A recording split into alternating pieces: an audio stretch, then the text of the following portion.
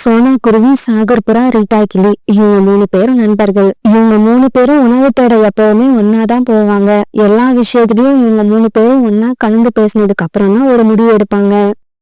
ஒரு நாள் நண்பர்கள் 3 பேரும் உணவு தேட போக தயாரானாங்க. இன்னைக்கு எப்படியாவது பழங்களை தேடி எடுத்துட்டு வரணும். பழங்களை சாப்பிட்டு ரொம்ப நாள் ஆகுது.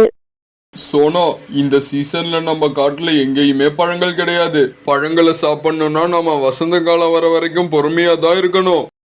சாகர், நாம எதுக்கும் ஒரு தடவை நம்ம காடு பூரா சுத்தி பார்த்துட்டு வருவோம். ஏதோ ஒரு இடத்துல கண்டிப்பா நமக்கு பழங்கள் கிடைக்கும். இப்படி பேசிக்கிட்ட நண்பர்கள் 3 பேரும் பிறகு பழங்களை தேடி பறந்து போக ஆரம்பிச்சாங்க. இந்த மாதிரி பறந்து போனவங்க அந்த காடு பூரா சுத்தி வந்துட்டாங்க. ஆனா எங்கேயுமே பழங்கள் கிடைக்கல. இதனால களைச்சு போன இவங்க 3 பேரும் ஒரு மரத்து மேல உட்கார்ந்தாங்க. சோனா, நான் ரொம்ப களைச்சு போயிட்டேன். நான் விவசாயியோட வயலுக்கு போய் மிளகா பழத்தை சாப்பிட போறேன். ரீட்டா, எந்த உணவும் கிடைக்கலன்னா நீ நேரா போய் மிளகா பழத்தை சாப்பிடுற. ஆனா எங்களுக்கு என்னவோ அந்த பழம் பிடிக்கிறது இல்ல. எங்க பாடுதான் இப்ப ரொம்ப திண்டாட்டம் ஆயிடுச்சு. இவங்க இப்படி பேசிக்கிட்டு இருக்கப்ப ரோனிக்குருவி ஒரு இனிப்பான பழத்தை எடுத்துக்கிட்டு அந்த வழியா பறந்து வந்துச்சு. சோனா குருவி, சாகர் புறா, ரீட்டா கிளி இவங்க 3 பேரும் மரத்துல உட்கார்ந்து இருக்கத பாத்துட்டு ரோனிக்குருவி அங்க வந்துச்சு. ரோனி அக்கா, நீங்க இந்த பழத்தை எங்க இருந்து எடுத்துட்டு வரீங்க? அதை ஏன் கேக்குற சோனா? நான் இந்த பழத்தை கடற்கரைக்கு பக்கத்துல உள்ள காட்டுல இருந்து எடுத்துக்கிட்டு வரேன். அந்த காட்டுல 2 காகம் வசிக்கிறாங்க. அவங்க என்னை தடுத்து நிறுத்த முயற்சி பண்ணனாங்க. நான் ரொம்பவும் கஷ்டப்பட்டு அவங்க கிட்ட இருந்து தப்பிச்சு வந்தேன். இப்படி சொன்ன ரோனிக்குருவி பிறகு அங்க இருந்து பறந்து போயிடுச்சு. அப்படின்னா நாம இப்பவே கடற்கரைக்கு பக்கத்துல உள்ள காட்டுக்கு போவோம். ஆனா ரோனி அக்கா சொன்னது ஞாபகம் இருக்கா? அங்க வசிக்கிற காங்கள் அங்க இருக்க பழங்களை எடுத்துட்டு வர்றதுக்கு அனுமதிக்க மாட்டாங்கன்னு நினைக்கிறேன். சோனா, இதுக்கெல்லாம் பயப்பட்டா எதுவும் பண்ண முடியாது. வாங்க, அங்க எது நடந்தாலும் பாத்துக்கலாம். பிறகு நண்பர்கள் 3 பேரும் கடற்கரைக்கு பக்கத்துல உள்ள காட்டை நோக்கி பறந்து போனாங்க. இப்படி பறந்து போனவங்க சீக்கிரமாவே கடற்கரைக்கு பக்கத்துல உள்ள காட்டுக்கு போய் சேர்ந்துட்டாங்க. அந்த காட்டுல பெரிய பெரிய மரங்கள் இருந்துச்சு. எல்லா மரத்துலயும் நிறைய பழங்கள் காய்ச்சி தொங்கிக்கிட்டு இருந்தது. இன்னொரு பக்கம் ஒரு பெரிய நதி அமைதியா ஓடிக்கிட்டு இருந்தது. இந்த காட்டுல எந்த பக்கம் திரும்பினாலும் பூக்களும் பழங்களுமா காட்சி அளிக்குது. இது எல்லாம் பார்க்கும்போது மனசுக்கு ரொம்ப இதமா இருக்கு. அதெல்லாம் இருக்கட்டும், எனக்கு ரொம்ப பசிக்குது. நான் போய் கொய்யாப்பழம் சாப்பிட போறேன். இப்படி சொன்ன ரீட்டா கிளி அங்கிருந்து வேகமா பறந்து போச்சு. இந்த மாதிரி பறந்து போன ரீட்டா கிளி ஒரு கொய்யா மரத்துல போய் உட்காந்து அதுல இருந்த கொய்யா பழத்தை சாப்பிட ஆரம்பிச்சது. ரீட்டா கிளி கொய்யா பழத்தை சாப்பிடறத பார்த்த 2 காங்கள் அந்த மரத்தை நோக்கி வேகமா பறந்து வந்தாங்க. ஏய் கிளி, நீ யாரு? எங்க இருந்து வர? யார கேட்டுக்கிட்டு இந்த பழத்தை சாப்பிடுற? எங்களை கேட்காம இந்த காட்டுல கீழே கிடக்கிற பழத்தை கூட யாரும் சாப்பிடக்கூடாது. காங்கள் ரீட்டா கிளி கிட்ட வந்து பேசிக்கிட்டு இருக்கத பார்த்து சாகர் புறாவும், சோனா குருவியும் உடனே அந்த இடத்த நோக்கி பறந்து போனாங்க. காகங்களே, நாங்க ரொம்ப தூரத்துல உள்ள சுந்தரவன காட்டுல இருந்து வந்திருக்கோம். எங்க காட்டுல இந்த காலத்துல பழங்கள் கிடைக்காது. வசந்த காலம் வந்தாதான் பூ பொத்து காய் காய்க்கும். அதனாலதான் இந்த காட்டுக்கு வந்து பழங்களை சாப்பிட்டுட்டு போகலாம்னு வந்தோம். அப்படியெல்லாம் நீங்க உங்க இஷ்டத்துக்கு சாப்பிட்டுட்டு போக முடியாது. இந்த காட்டுல உள்ள பழங்களை சாப்பிடணும்னா உங்களுக்கு 2 கண்டிஷன் இருக்கு. ஒண்ணு, நீங்க முதல்ல எங்களுக்கு நண்பர்களாகணும். 2வது, நீங்க இந்த காட்டை விட்டு எங்கேயும் போக கூடாது. இந்த காட்டிலேயே நிரந்தரமா இருக்கணும்.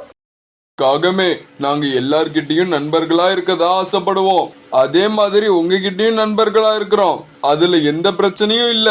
ஆனா எங்களால நிரந்தரமா இந்த காட்டிலேயே தங்க முடியாது. நாங்க எங்க காட்டுக்கு போய் ஆகணும். எங்களோட குடும்பம், எங்க சொந்தம், எங்களோட நண்பர்கள் இவங்க எல்லாரையும் விட்டுட்டு எங்களால இங்க இருக்க முடியாது. சாகரண்ணா, நீங்க ரொம்ப சரியா சொன்னீங்க. காகண்ணா, நீங்க நாங்க நம்ம எல்லாருமே பறவையினோம்னா இன்னையில இருந்து நாம எல்லாருமே நல்ல நண்பர்களா இருப்போம். நாங்க எல்லாருமே உங்களை சந்திக்கிறதுக்காக தினமும் இங்க வருவோம். ஆமா, இவ்வளவு தூரம் சொல்லியும் நாங்க என்ன சொல்றோன்னு உங்களுக்கு புரியலையா? விடிய விடிய கதை கேட்டு சீதைக்கு ராம சித்தப்பான்னு சொல்ற கதையா இருக்கு உங்க கதை. இங்க பாருங்க, எங்களுக்கு நண்பர்களா இதே காட்டுல வாழறதா இருந்தா இங்க உள்ள பழத்தை சாப்பிடுங்க. முடியாதுன்னா திரும்பி பார்க்காம இங்க இருந்து கிளம்பி போயிடுங்க. சாகரண்ணா, ரீட்டா, நாம ரொம்ப தூரம் பறந்து வந்தும் எந்த புண்ணியமும் இல்ல.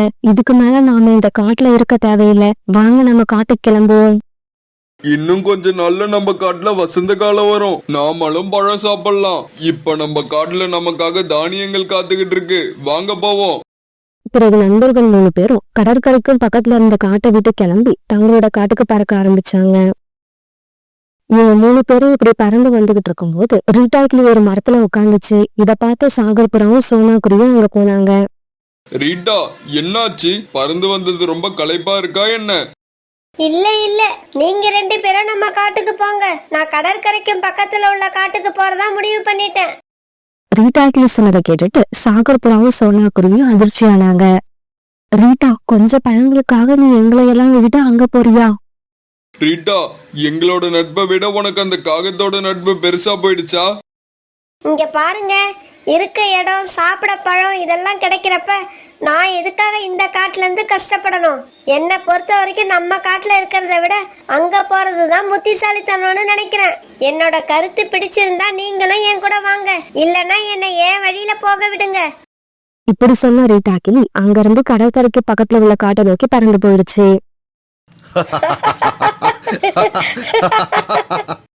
கிளி, எனக்கு தெரியும் நீ எப்படி இருந்தாலும் இங்க திரும்பி வருவன்னு எனக்கு தெரியும். நீங்க 3 பேரும் திரும்பி வருவீங்கன்னு நினைச்சேன். ஆனா நீ மட்டும்தான் வந்திருக்க. அதனால பரவாயில்ல, இந்த காடு உன்னை வரவேற்க காத்திருக்கு. இந்த காட்டுல நீங்க எனக்கு நண்பர்களா இருக்க போறீங்க, இருக்க இடம் கொடுக்க போறீங்க. அப்புறம் என்னோட பசியை போக்குறதுக்கு இந்த காடு பூரா பழங்கள் இருக்கு. இதை தவிர எனக்கு வேற என்ன வேணும்? இப்படி பேசின ரீட்டா கிளி பிறகு அந்த கொய்யா மரத்துல இருந்த பழங்களை சாப்பிட ஆரம்பிச்சது. அன்னைக்கு ராத்திரி காங்கள் ரீட்டா கிளிய தன்னோட வீட்லயே தங்க வச்சுக்கிட்டாங்க. காலுஜி, இந்த கிளி எப்படி தூங்குது பாத்தீங்களா? ரொம்ப நாளைக்கு அப்புறம் வயிறு நிறைய பழங்களை சாப்பிட்டுருக்கல, அதனாலதான் இந்த கிளி தன்னை மறந்து தூங்குதுன்னு நினைக்கிறேன். தூங்கட்டும் தூங்கட்டும், இந்த கிளி நிம்மதியா தூங்குற கடைசி தூக்கம் இதுதான். நாளையில இருந்து இந்த கிளி நமக்கு அடிமையாக போகுது. அப்புறம் இதுக்கு ஏது தூக்கம்? இப்படி சொல்லிட்டு காங்கள் 2 பேரும் வேண்டு வேண்டு சிரிக்க ஆரம்பிச்சாங்க. மறுநாள் பொழுது விடிஞ்சிச்சு. மறுநாள் காலையில காங்கள் 2 பேரும் கண் வச்சு பார்த்தப்ப ரீட்டா கிளி வீட்டுல இல்ல. காலுஜி, அந்த கிளிய காணோம், எங்க போச்சுன்னு பாருங்க. ஒருவேளை நாம பேசுனதையெல்லாம் கேட்டுட்டு அவங்க காட்டுக்கு ஓடி இருக்குமா? இல்ல காலுஜி, அப்படியெல்லாம் இருக்காது. வாங்க நம்ம காடு பூரா போய் தேடி பாப்போம். இப்படி பேசிக்கிட்ட காங்கள் 2 பேரும் பிறகு ரீட்டா கிளியை தேடிக்கிட்டு பறந்து போக ஆரம்பிச்சாங்க. இப்படி பறந்து போனவங்க ரீட்டா கிளி ஒரு இடத்துல உட்காந்து ஆப்பிள் பழம் சாப்பிட்டுட்டு இருக்கத பார்த்துட்டு அங்க போனாங்க. கிளி, நீ இங்கதான் இருக்கியா? உன்னை காணாம நானும் என் மனைவியும் தபிச்சு போயிட்டோம். உன்னை தேடிக்கிட்டு இந்த காடு பூரா சுத்தி வந்தோம். அப்படியா? நீங்க 2 பேரும் என் மேல இவ்வளவு அக்கறையா இருக்கிறத நினைச்சா எனக்கு ரொம்ப பெருமையா இருக்கு.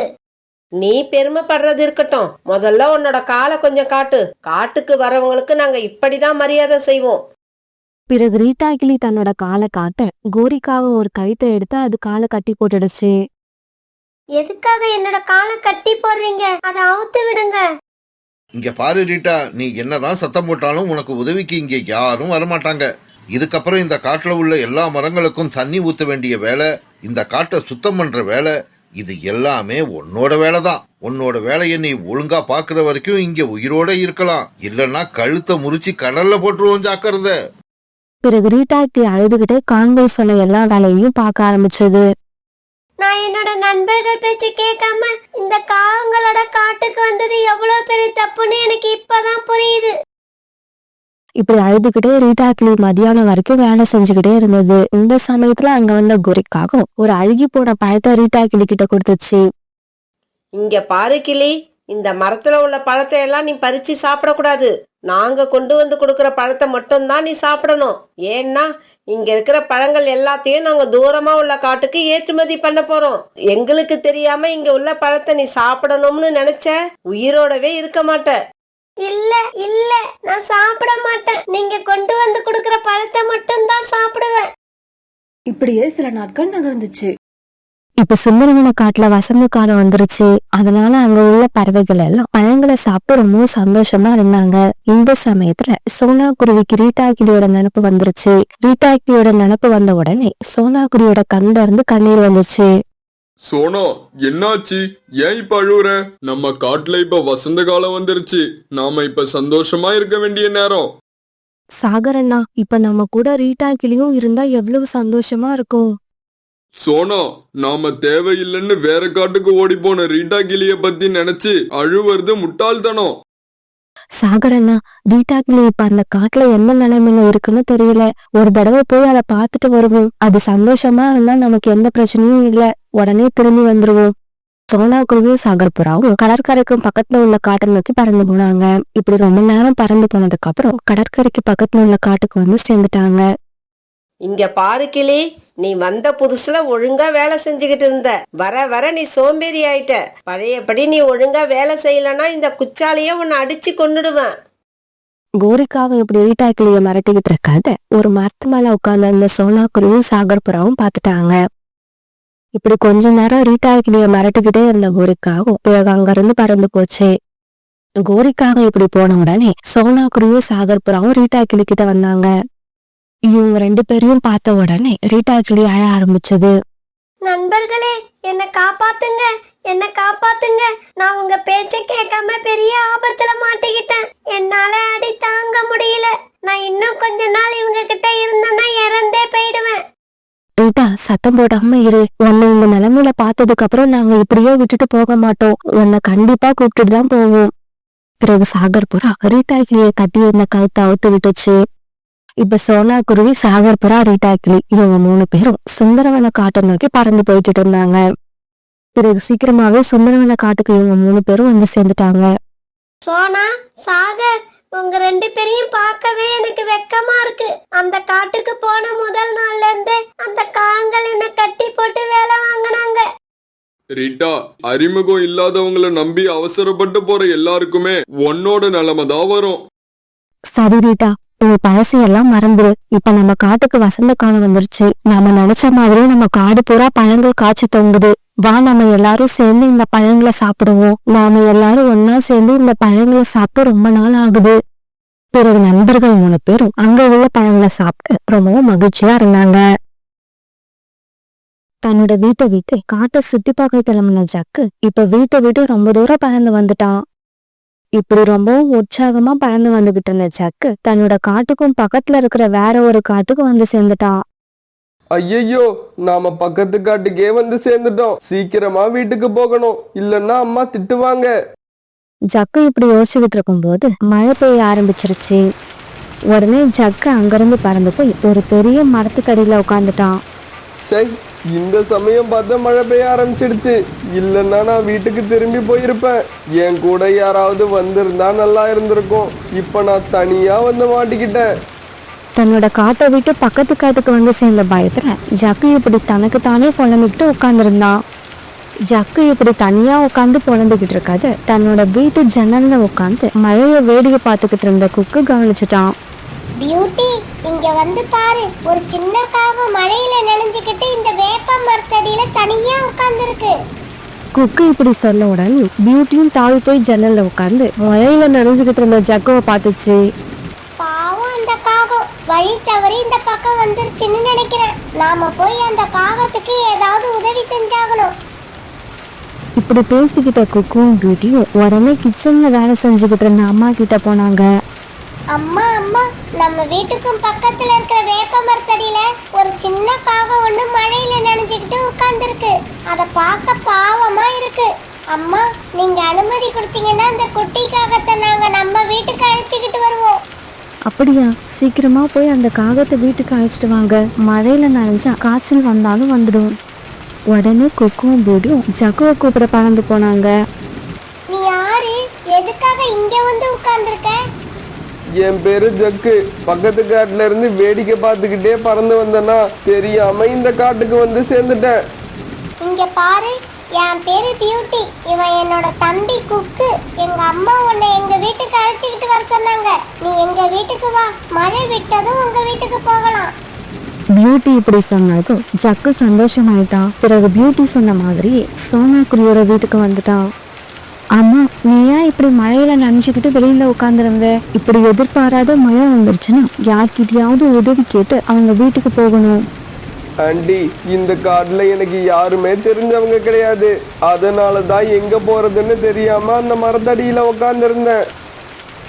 பிறகு சோனா குருவி அவங்க 3 பேருக்கும் உணவு எடுத்துட்டு வந்து கொடுத்துச்சு. அந்த 3 பேரும் சாப்பிட ஆரம்பிச்சாங்க. ஆண்டி, நீங்க செஞ்ச சாம்பார் சாதம் சூப்பரா இருந்துச்சு. நீங்களும் ஒரு நாள் எங்க வீட்டுக்கு வந்து சாப்பிடணும்.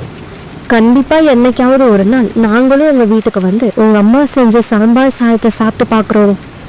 கிட்டத்தட்ட ஒரு 3 மணி நேரம் பெஞ்சுக்கிட்டே அந்த மழை பிறகு கொஞ்சம் கொஞ்சமா குறைஞ்சி அப்படியே நின்னு போயிடுச்சு. ஆண்டி, மழை விட்டுடுச்சு. நான் வீட்டுக்கு கிளம்புறேன். உங்களை எல்லாம் பார்த்ததுல எனக்கு ரொம்ப சந்தோஷம். எனக்கு இந்த காட்டுல யாரையுமே தெரியாது. ஆனா இப்ப இந்த காட்டுல உள்ள குக்குவும் பியூட்டியும் எனக்கு ஃப்ரெண்ட் ஆயிட்டாங்க. இப்படி சொன்ன ஜக்கு பிறகு சோனாக்குருவி வீட்டுல இருந்து கிளம்பி தன்னோட வீட்டுக்கு பறந்து போனா. டேய் ஜக்கு, எங்க போறன்னு ஏதாவது சொல்லிட்டு போறியா? மழை பெஞ்ச சமயத்துல நீ எங்க இருந்த? மழையில நனைஞ்சிட்டியா? அம்மா இப்படி கேட்ட உடனே ஜக்கு பக்கத்து காடுல நடந்த எல்லாத்தையும் தன் அம்மாவுக்கு சொன்னா. அம்மா, அந்த ஆண்டி ரொம்ப நல்லவங்க. ஆண்டி மட்டும் இல்ல, அவங்க குழந்தைங்க குக்குவும் பியூட்டியும் கூட ரொம்ப நல்லவங்க. அவங்க இப்ப எனக்கு ஃப்ரெண்ட்ஸ் ஆயிட்டாங்க. சரி சரி, இவ்வளவு தூரம் அலைஞ்சிட்டு வந்த உனக்கு இப்ப பசி எடுத்திருக்கும். வா சாப்பிடலாம். இல்லம்மா, அந்த ஆண்டி வீட்ல நான் சாம்பார் சாதம் சாப்பிட்டேன். அம்மா, அந்த சாம்பார் சாதம் சூப்பரா இருந்துச்சு. இருக்கும்டா இருக்கும். அம்மாவை தவிர வேற யாரு செஞ்சு வச்சாலும் உனக்கு சூப்பரா தான் இருக்கும். அம்மா, அப்படியெல்லாம் சொல்லாதீங்கம்மா. உண்மையிலேயே அந்த சாம்பார் சாதம் சூப்பரா தான் இருந்துச்சு. டேய் ஜக்கு, அது என்னவோ தெரியலடா. நீ என்னோட சாப்பாட்டை தவிர வேற யார் சாப்பாட்டை நல்லா இருக்குன்னு சொன்னாலும் அம்மாவுக்கு எரிச்சலா வருது. சாரிம்மா சாரிம்மா, இனிமே இப்படி சொல்ல மாட்டேன். எப்படியோ என்னோட பையன் மழையில நனையாம வீட்டுல கூப்பிட்டு வச்சுக்கிட்டதோட இல்லாம உணவும் கொடுத்த அந்த குருவி நல்லா இருக்கணும். பிறகு ரொம்ப நேரம் வரைக்கும் கோரிக்காகவும் ஜக்கும் அந்த கதைய பத்தியே பேசிக்கிட்டு இருந்தாங்க. இப்படியே சில நாட்கள் நகர்ந்துச்சு. ஒரு நாள் சோனாக்குருவி புறாவோட வீட்டுக்கு போச்சு. புறாண்ணா, பக்கத்து காட்டுக்கு மரம் வெட்ட போறேன். வெட்டின மரக்கட்டைகளை கொஞ்சம் தூக்கிட்டு வந்து கொடுத்தீங்கன்னா எனக்கு உதவியா இருக்கும். சோனா, ராணியோட அம்மாவுக்கு உடம்பு சரியில்லையா? அவங்கள பாக்கறதுக்காக நாங்க கிளம்பிட்டோம். நீ ஒண்ணு பண்ணு, மரம் வெட்ட இன்னைக்கு போக வேண்டாம், நாளைக்கு போ. நாளைக்கு எனக்கு எந்த வேலையும் இல்ல. இல்ல புறாண்ணா, வீட்டுல கொஞ்சம் கூட மரக்கட்டைகள் இல்ல. இன்னைக்கு நான் போய் ஆகணும். நீங்க ராணி கூட போயிட்டு வாங்க, நான் வேற ஏதாவது ஏற்பாடு பண்ணிக்கிறேன். இப்படி சொல்ல சோனாக்குருவி பிறகு தன்னோட வீட்டுக்கு வந்துடுச்சு. அம்மா, புறா அங்கிளை கூப்பிட்டுக்கிட்டு பக்கத்து காட்டுக்கு போறேன்னு சொன்னீங்க. இவ்வளவு சீக்கிரமா வீட்டுக்கு வந்துட்டீங்க? பியூட்டி, புறாண்ணனுக்கு ஏதோ வேலை இருக்கும். நீங்க 2 பேரும் என் கூட கிளம்புங்க. நான் வெட்டுற மரக்கட்டைகளை நம்ம 3 பேரும் ஆளுக்கு கொஞ்சமா தூக்கிட்டு வந்துருவோம். இதை கேட்டுட்டு குக்குவும் பியூட்டியும் ரொம்ப சந்தோஷமாயிட்டாங்க. நம்ம பக்கத்து காட்டுக்கு போறோமா? அப்படின்னா ரொம்ப தூரம் பறந்து போகணும். அதை நினைச்சாலே எனக்கு ஜாலியா இருக்கு. பிறகு சோனாக்குருவியும் அதோட குழந்தையும் கோடாரி எடுத்துக்கிட்டு பக்கத்து காட்டை நோக்கி பறந்து போனாங்க. அம்மா அம்மா, இந்த மரத்தை நான் வெட்டுறேம்மா. குக்கு, நீ இப்படி சொல்லுவேன்னு தான் உன்னை நான் இங்க அழைச்சிட்டு வரதே இல்ல. இந்த மரத்தை நான் தான் வெட்டுவேன். நீ கீழே வேற குச்சிகளை பொறுக்கி நீங்க கட்டா கட்டி வைங்க. இப்படி சொல்ல சோனாக்குருவி அங்கிருந்து ஒரு காஞ்சு போன மரத்தை வெட்ட ஆரம்பிச்சது. பியூட்டியும் குக்குவும் சேர்ந்து கீழே வேற குச்சிகளை எடுத்து கட்டா கட்டி வச்சாங்க. பிறகு இப்படி கட்டி வச்ச கட்டைகளை தூக்கிட்டு இவங்க 3 பேரும் தங்களுடைய வீட்டை நோக்கி பறக்க ஆரம்பிச்சாங்க. இப்படி இவங்க பறந்து வந்துகிட்டு இருக்கப்ப திடீர்னு மழை பெய்ய ஆரம்பிச்சிருச்சு. உடனே இவங்க 3 பேரும் அந்த காட்டுல இருந்த ஒரு பெரிய மரத்துக்கு அடியில ஒதுங்கி நின்னாங்க. குழந்தைங்களா, இப்படி பெய்யுற மழையில இந்த விறகுக்காட்டை தூக்கிட்டு போறது ரொம்ப கஷ்டம். அம்மா அம்மா, ஒரு நாள் நம்ம வீட்டுக்கு வந்த ஜக்குவோட வீடு இந்த காட்டுல தான் இருக்குன்னு நினைக்கிறேன். அம்மா அம்மா, நாம ஜக்கு வீட்டுக்கு போவோமா? ஜக்குவை பார்த்து ரொம்ப நாள் ஆகுது. குக்கு, இந்த ஜக்குவோட வீடு எங்க இருக்குன்னு நமக்கு தெரியாது. அப்புறம் எப்படி அவங்க வீட்டுக்கு போக முடியும்? இவங்க இப்படி பேசிக்கிட்டு இருக்கப்ப தூரத்துல ஒரு கடை இருந்ததை சோனாக்குருவி பார்த்துருச்சு. பசங்களா, இந்த விறகு கட்டையெல்லாம் கொண்டு போய் அந்த கடையில வச்சுட்டு அவங்க கிட்டயே ஜக்குவோட வீடு எங்க இருக்குன்னு கேட்போம் வாங்க. இவங்க எல்லாரும் அந்த கடையை நோக்கி பறந்து போனாங்க. ஐயா, இந்த காட்டுல ஜக்குங்கிற காகத்தோட வீடு எங்க இருக்குன்னு தெரியுமா? ஓ, கோரிக்காகத்தோட பையன் ஜக்குவா? அதுவும் தெரியுது பாருங்க. அந்த புளிய மரத்துக்கு பக்கத்துல இருக்கிறது தான் ஜக்குவோட வீடு. அவங்க அம்மா கூட இன்னைக்கு காலையில கடைக்கு வந்துட்டு போனாங்க. ஐயா, நாங்க ஜக்கு வீட்டுக்கு போய் ஆகணும். நாங்க போயிட்டு வர வரைக்கும் இந்த 3 விறகுக்கட்டும் இங்க இருக்கலாமா? இங்க வச்சுட்டு போயிட்டு வாங்க. ஆனா நான் கடையை மூடுறதுக்குள்ள சீக்கிரமா வந்து எடுத்துக்கோங்க. பிறகு இவங்க 3 பேரும் அவங்க எடுத்துக்கிட்டு வந்த விறகு கட்டி அந்த கடை பக்கத்துலயே வச்சுட்டு ஜக்கு வீட்டை நோக்கி பறந்து போனாங்க. ஜக்குவோட வீட்டை கண்டுபிடிச்ச இவங்க வாசல் கதவை தட்ட ஆரம்பிச்சாங்க. அம்மா, வாசல்ல யாரோ வந்திருக்காங்க. நான் போய் கதவை திறந்து பார்க்கவா? டேய் ஜக்கு, போன உடனே கதவை திறந்து விட்டுறாத. கதவை திறக்கிறதுக்கு முன்னாடி யாரு என்னன்னு விசாரிச்சுட்டு அப்புறமா கதவை திற. அம்மா இப்படி சொன்ன உடனே ஜக்கு கதவு கிட்ட போனா. யாரு வாசல்ல வந்திருக்கிறது? யாரு? ஜக்கு, நாங்க தான் பக்கத்து காட்டுல இருந்து குக்குவும் பியூட்டியும் வந்திருக்கோம். எங்க கூட எங்க அம்மாவும் வந்திருக்காங்க. குக்கு, பியூட்டி, உங்க 2 பேரையும் இன்னைக்கு நான் பாப்பேன்னு நினைக்கவே இல்லை. எனக்கு ரொம்ப சந்தோஷமா இருக்கு. ஆன்ட்டி வாங்க, உள்ள வாங்க எல்லாரும். இப்படி சொன்ன ஜக்கு பிறகு எல்லாரையும் வீட்டுக்குள்ள அழைச்சிட்டு போனான். அம்மா, நான் சொன்ன பியூட்டி குக்கு இவங்க தான் உங்களோட அம்மா சோனா ஆன்ட்டி. விறகு வெட்டுறதுக்காக இந்த காட்டுக்கு வந்தோம். பத்ம விறகுகளை தூக்கிக்கிட்டு வீட்டுக்கு போய்கிட்டு இருக்கப்ப மழை வந்துருச்சு. உடனே என்னோட பசங்க 2 பேரும் ஜக்குவை கரெக்டா ஞாபகம் வச்சு உங்க வீட்டுக்கு போகலான்னு சொன்னாங்க. சரி, மழை விடுற வரைக்கும் கொஞ்சம் வெயிட் பண்ணலான்னு தான் எங்க வீட்டுக்கு வந்திருக்கோம். நீங்க எல்லாரும் எங்க வீட்டுக்கு வந்ததுல எனக்கு ரொம்ப சந்தோஷம். இந்த ஜக்கு உங்களை பத்தி அடிக்கடி பேசிக்கிட்டே இருப்பான். உங்களை பத்தி பேசுறதை விட நீங்க செஞ்சு போட்ட சாம்பார் சாதத்தை பத்தி அதிகமா பேசுவான். அதை கேட்ட சமக்குருவி, குக்கு, பியூட்டி அவங்க 3 பேரும் சந்தோஷமா சிரிச்சாங்க. ஜக்கு, நீ எப்படி மழைக்கு ஒதுங்கறதுக்காக எங்க வீட்டுக்கு வந்தியோ அதே மாதிரி மழை பெஞ்சதால இப்ப நாங்க உங்க வீட்டுக்கு வந்துட்டோம். நீங்க ஜக்கு கூட பேசிக்கிட்டு இருங்க. இதோ இப்பவே நான் போய் டீ போட்டு எடுத்துக்கிட்டு வரேன். இப்படி சொன்ன கோரிக்காக உடனே கிச்சனுக்கு போய் டீ தயார் பண்ண ஆரம்பிச்சது. ஜக்கு, உங்க வீடு ரொம்ப அழகா இருக்கு. நீங்க 2 பேரும் அந்த ஜன்னல் பக்கம் வந்து பாருங்க. அருவியில இருந்து தண்ணி கொட்டுறது ரொம்ப அழகா இருக்கும். இப்படி சொன்ன ஜக்கு பியூட்டியையும் குக்குவையும் ஜன்னலுக்கும் பக்கத்துல அழைச்சிக்கிட்டு போனான். அங்கிருந்து ஜன்னல் வழியா அந்த காட்டுல இருந்த அருவி நல்லா தெரிஞ்சது. இவங்க 3 பேரும் ஜன்னல் ஓரமா உட்காந்துக்கிட்டு அந்த அருவியை வேடிக்கை பார்க்க ஆரம்பிச்சாங்க. பிறகு ஒரு காப்பு எல்லாருக்கும் டீ தயார் பண்ணி கொண்டு வந்து கொடுத்துச்சு. ஒரு பக்கம் அந்த டீயை சாப்பிட்டுக்கிட்டே நண்பர்கள் 3 பேரும் பேச, இன்னொரு பக்கம் கோரிக்காகவும் சோனா குருவியும் இந்த நாள் பழகின தோழிகள் மாதிரி சந்தோஷமா பேசிக்கிட்டு இருந்தாங்க. சோனா, உங்க வீடு எங்கேயோ இருக்கு, எங்க வீடு எங்கேயோ இருக்கு. ஆனா நாம இப்ப நண்பர்கள் ஆயிட்டோம். கோரியக்கா, நாம செய்யற சின்ன சின்ன உதவியால நமக்கு பெரிய பெரிய நன்மைகள் நடக்கும்னு எங்க அம்மா சொல்லியிருக்காங்க. அது உண்மைதான்னு எனக்கு இப்பதான் புரியுது.